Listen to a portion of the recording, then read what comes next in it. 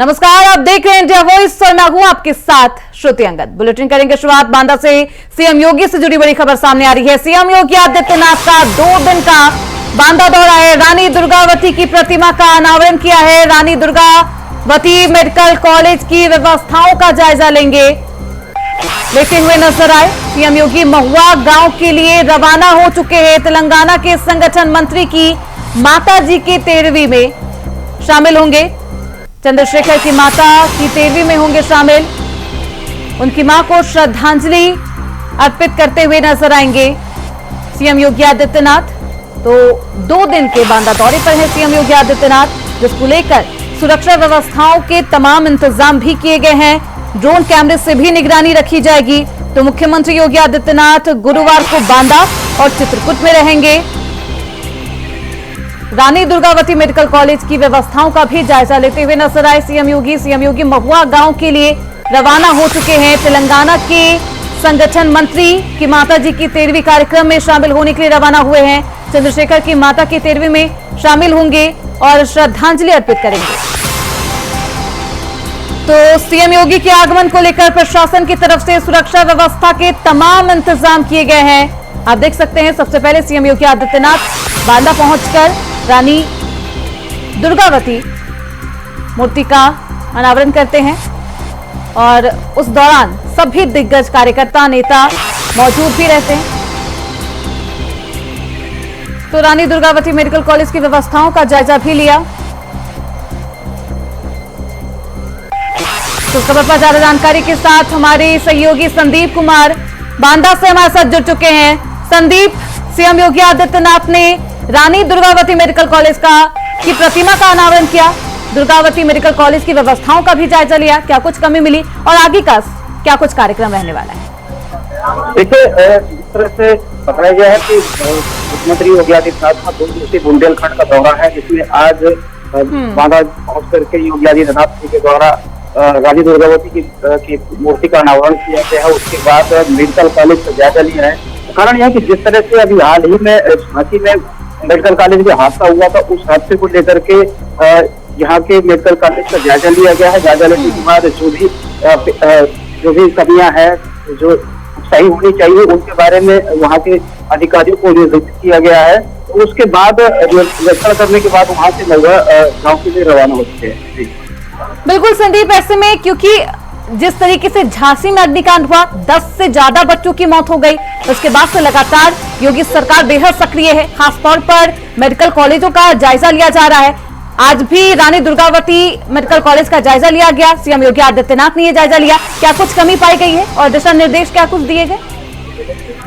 फिलहाल तो देखिए, निरीक्षण के दौरान ज्यादा समय योगी आदित्यनाथ जी ने वहाँ पर व्यतीत नहीं किया मेडिकल कॉलेज में, लेकिन जो भी है फौरी तौर पर वहाँ पर निरीक्षण किया गया। निरीक्षण के दौरान वहाँ के तत्काल महुआ गाँव के लिए निकल गए थे।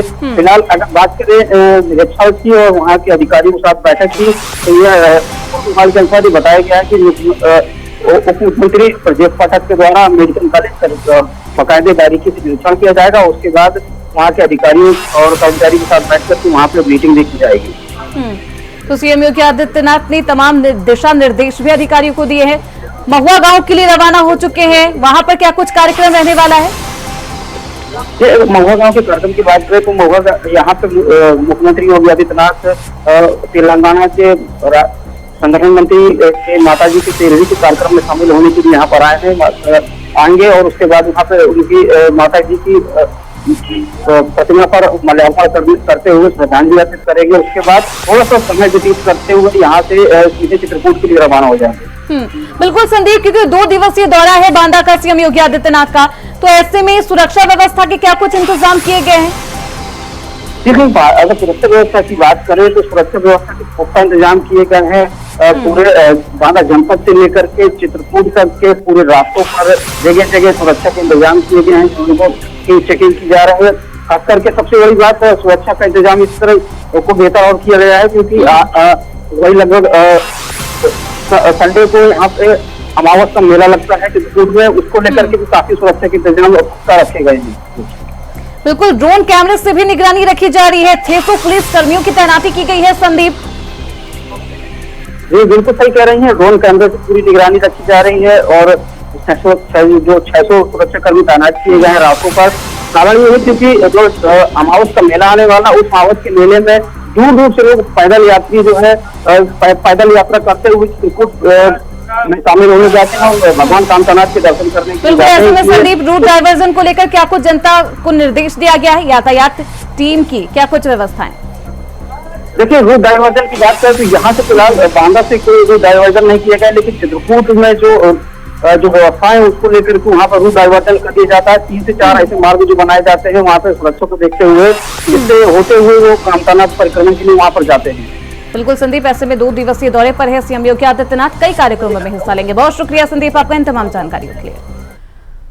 वहीं चित्रकूट से बड़ी खबर सामने आ रही है। सीएम योगी आदित्यनाथ के चित्रकूट के दौरे के कार्यक्रम में हुआ बदलाव। 12:50 पर बस स्टेशन के हेलीपैड पर उतरेंगे हेलीकॉप्टर और पार्टी के पदाधिकारी और कार्यकर्ताओं के साथ बैठक भी करेंगे। 3:15 पर रामघाट में गंगा आरती कार्यक्रम में करेंगे शिरकत। तो सीएम योगी आदित्यनाथ के चित्रकूट दौरे को लेकर ये तमाम बदलाव हुए। तो 12 बजे बस स्टेशन के हेलीपैड पर हेलीकॉप्टर उतरेगा और उसके बाद वो तमाम कार्यक्रम का आयोजन भी किया जाएगा। पार्टी के पदाधिकारी और कार्यकर्ताओं के साथ बैठक करते हुए नजर आएंगे। 3:15 पर रामघाट पहुंचेंगे, वहां पर गंगा आरती कार्यक्रम में वो शामिल होंगे।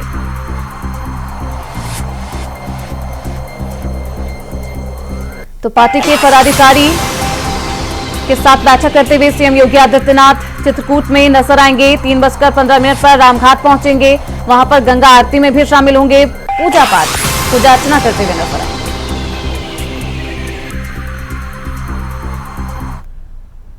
तो वही झारखंड विधानसभा चुनाव में बंपर जीत के बाद जेएमएम के कार्यकारी अध्यक्ष हेमंत सोरेन आज एक बार फिर से मुख्यमंत्री पद की शपथ लेंगे। शपथ ग्रहण समारोह का आगाज झारखंड की राजधानी रांची के मोरहाबादी मैदान में शाम 4 बजे होगा।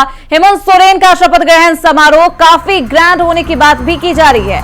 इस बार शपथ ग्रहण समारोह में लोकसभा में नेता प्रतिपक्ष राहुल गांधी समेत कई राज्यों के मुख्यमंत्री और पार्टियों के प्रमुख से लेकर कई दिग्गज हस्तियां शामिल होंगे। ऐसे में शहर में ट्रैफिक व्यवस्था में भी बदलाव किया गया और इस वजह से रांची के सभी स्कूलों को भी बंद करने के दिशा निर्देश दिए गए हैं। तो झारखंड में शपथ ग्रहण समारोह बेहद ग्रैंड होने वाला है और इसको लेकर तमाम तैयारियां भी की जा चुकी है। तो झारखंड में जेएमएम पार्टी की जीत के बाद एक बार फिर से हेमंत सोरेन मुख्यमंत्री पद की शपथ लेते हुए नजर आएंगे और जिसको लेकर कई दिग्गज नेता, इंडिया गठबंधन के कई दिग्गज नेता इस समारोह में शामिल होंगे। नेता प्रतिपक्ष राहुल गांधी भी इस समारोह में शामिल होंगे। प्रधानमंत्री मोदी और अमित शाह को भी निमंत्रण दिया गया है। तो 4 बजे शपथ ग्रहण समारोह होगा। तो झारखंड में जेएमएम की मिली बंपर जीत के बाद 28 नवंबर यानी कि आज शाम 4 बजे मुख्यमंत्री पद की शपथ और लेते हुए नजर आएंगे हेमंत सोरेन। तो इस खबर पर ज्यादा जानकारी के साथ हमारे सहयोगी अजय पांडे रांची से हमारे साथ जुड़ चुके हैं। रांची, क्योंकि ये तस्वीरें बेहद महत्वपूर्ण है, खासतौर पर जिस तरीके से दोबारा से सीएम पद की शपथ लेंगे अजय हेमंत सोरेन, ऐसे में क्या कुछ कार्यक्रम रहने वाला है, क्या कुछ तैयारियां अभी तक हो चुकी है? देखिए, आज निश्चित रूप से झारखंड को 14 मुख्यमंत्री मिलने वाले हैं और आज सुबह सकते हैं कि हेमंत सोरेन का आज मुख्यमंत्री का राजतिलक होने वाला है और शाम 4 बजे जो सब नोट के रूप में जाना जाता है और आज वो शपथ ग्रहण करेंगे। और इसके लिए लेकर के या कह सकते हैं कि जो रांची राजधानी की बात की सुरक्षा की बात साफ पाबंद की गई है, लेकिन सबसे बड़ी खास यह बात है इस पोस्ट को लेकर के ये सबसे बड़ी आज तक का सबसे बड़ा आयोजन शपथ ग्रहण हो सकता है मुख्यमंत्री का। अब झारखंड में कई मुख्यमंत्रियों का चेहरा देखा है, लेकिन इस बार जो 2024 की अगर हम बात कर लें तो सबसे बड़ा आयोजन इस झारखंड में होने जा रहा है, जिससे अब कह सकते हैं कि इंडिया गठबंधन की तमाम नेता जो है वो आज एक मंच पर साझा देखेंगे। और आपने देखा होगा कि लोकसभा जब चुनाव का जब यहाँ शंखनाद हुआ था तो इस समय भी इंडिया गठबंधन के तमाम नेता जो है राजधानी के राज्य में एक मंच का साझा किया था और उसका परिणाम झारखंड लोकसभा में भी देखा है। लेकिन अब देखिए कि अब आज राज तिलक तो होने की बात है, लेकिन आज सबसे बड़ी बात है कि देश के सबसे बड़ी नामचीन, सबसे बड़ी नेता झारखंड पहुंचेंगे। ये कह सकते हैं कि कांग्रेस के जो राष्ट्रीय अध्यक्ष है मल्लिकार्जुन खड़गे आएंगे, राहुल गांधी आएंगे, इसके बाद शरद पवार के लिए आने के बाद ममता बनर्जी जो पश्चिम बंगाल के मुख्यमंत्री हैं, कोलांग संगमा जो मेघालय के सीएम है वो भी आएंगे, भगवंत मान मुख्यमंत्री यानी पंजाब के मुख्यमंत्री भी शामिल होंगे, सुखविंदर सिंह यानी सीएम जो हिमाचल प्रदेश के हैं, दीपंकर भट्टाचार्य जो महासचिव माले के हैं। इसके बाद आप कह सकते हैं कि अरविंद केजरीवाल जो पूर्व मुख्यमंत्री दिल्ली वो भी आने की सुविधा है। उद्धव ठाकरे यानी शिवसेना के पूर्व मुख्यमंत्री या महाराष्ट्र के मुख्यमंत्री कह सकते हैं वो भी आने की संभावना है। अखिलेश यादव जो सपा के अध्यक्ष है वो भी आने की अब जम्मू पीडीपी के नेता जम्मू कश्मीर के मुख्यमंत्री मुफ्ती वो भी आप झारखंड आज आएंगे। उधर स्टाइलिंग यानी डिप्टी सीएम तमिलनाडु वो भी यानी कि शपथ ग्रहण की ग्रैंड तस्वीरें शाम 4 बजे के बाद देखने को मिलेगी। दिग्गज हस्तियां इसमें शामिल होगी। क्या भाजपा की तरफ से, बीजेपी की तरफ से भी कोई नेता, कोई दिग्गज नेता इस शपथ ग्रहण समारोह में शामिल होगा? अजय, बिल्कुल बिल्कुल बिल्कुल आपने सही सवाल किया। देखिए सबसे बड़ी बात है कि जिस प्रकार से इंडिया गठबंधन तो पूरी तमाम देश के नेता यहाँ ये शपथ ग्रहण में शामिल हो रहे हैं। दूसरी तरफ आप कह सकते कि उनकी विपक्षी दल की बड़ी नेता बीजेपी की अभी उस शपथ ग्रहण में शामिल होने की कोई भी सूचना नहीं है। हालांकि वित्त मुख्यमंत्री ने मोदी को लेकर के तमाम उनकी बड़ी जो नेता है बीजेपी के अमित शाह से लेकर के तमाम लोगों को उन्होंने आमंत्रित किया था। लेकिन अब देखना पड़ेगा कि इन तमाम जो विपक्षी दल के बड़े नेता है इस शपथ ग्रहण में शामिल होंगे या नहीं, ये देखने वाली बात होगी। बिल्कुल अजय, क्योंकि शपथ ग्रहण समारोह में शामिल होने के लिए दिग्गज हस्तियां आ रही है, तो रूट डाइवर्जन को लेकर जनता से क्या कुछ कहा गया है? यातायात टीम के द्वारा, प्रशासन के द्वारा क्या कुछ व्यवस्थाएं की गई है? देखिए निश्चित रूप से आज कह सकते हैं कि सबसे बड़ी जो ट्रैफिक व्यवस्था की सबसे बड़ी चुनौती के रूप में भी देखा जा सकता है। जिस प्रकार से लगा सकते राजधानी जो शहर का पास इलाका मोहराबादी मैदान माना जाता है और वहाँ शपथ ग्रहण समारोह है और वैसे भी देश के नामचीन हस्तियां जो बड़े दिग्गज लीडर्स हैं वो आ रहे हैं। तो जो ट्रैफिक व्यवस्था को लेकर के जो है कई जो शहर के अंदर वाली स्कूल है, निजी स्कूल है, प्राइवेट स्कूल है, तमाम स्कूलों को आज अवकाश दिया गया। इसके अलावा कह सकते कि कई रास्ते जो आवागमन के ग्रीन कॉरिडोर बनाएगा जो बड़ी एयरपोर्ट से सीधे जो शपथ ग्रहण समारोह जो स्थान होगा स्थल पे आएंगे उनको ग्रीन कॉरिडोर के रूप में रखा गया है ताकि किसी भी प्रकार की जो बड़ी लीडर्स आ रहे हैं उनको किसी आवागमन में किसी प्रकार की दिक्कत। बिल्कुल ऐसे में अजय, हेमंत सोरेन की ताजपोशी होगी तो वहीं अब सबकी निगाहें मंत्री पद पर होगी, मंत्रिमंडल के विस्तार पर होगी। देखना बेहद दिलचस्प होगा कि मंत्रिमंडल में किस किस को जगह मिलती है। बहुत शुक्रिया अजय आपका इन तमाम जानकारियों के लिए। तो फिलहाल रुकेंगे छोटे से ब्रेक के लिए, फौरन लौटेंगे। वही खबर रांची से है, जहां आरजेडी के राष्ट्रीय उपाध्यक्ष भोला यादव ने बीजेपी पर जमकर हमला बोला है। कहा नीतीश कुमार को बीजेपी वालों ने मोहरा बना दिया।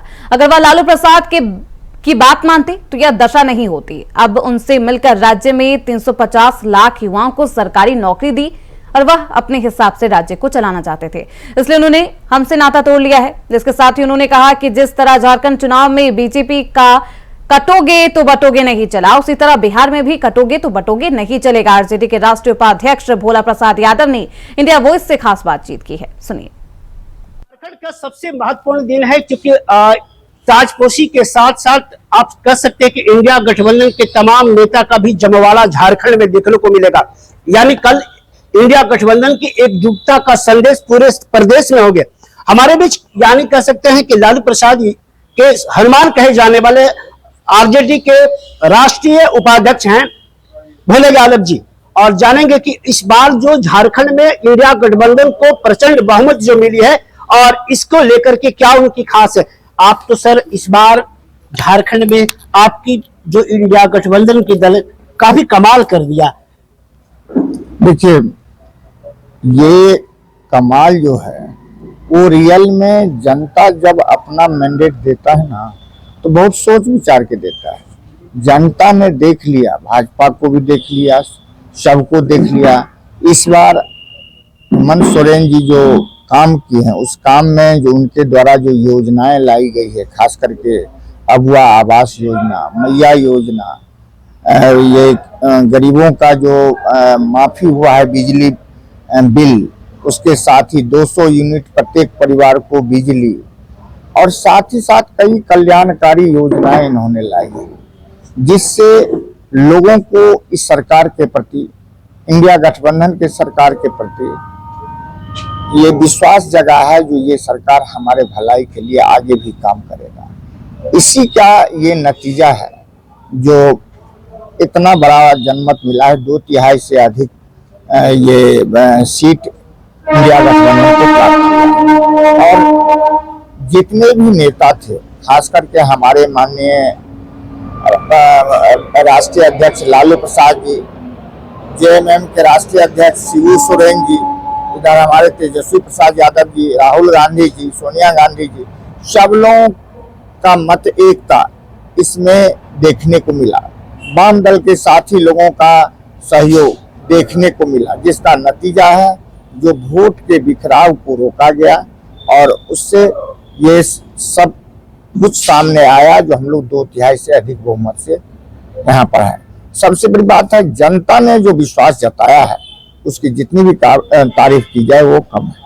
लेकिन जिस प्रकार से आप कर सके, बहुत चंद महीनों के बाद लोकसभा के चुनाव में आपने तमाम पार्टियां एक साथ मिलकर एक मंच पर पूरे देश में लड़ा, लेकिन वैसे में वो खास चीज नहीं देख पाई। आप विधानसभा में ऐसी क्या चीजें? देखिए, लोकसभा का मुद्दा राष्ट्रीय होता है, विधानसभा का मुद्दा राज्य स्तर पर स्थानीय होता है, तो दोनों के मुद्दे अलग होते हैं।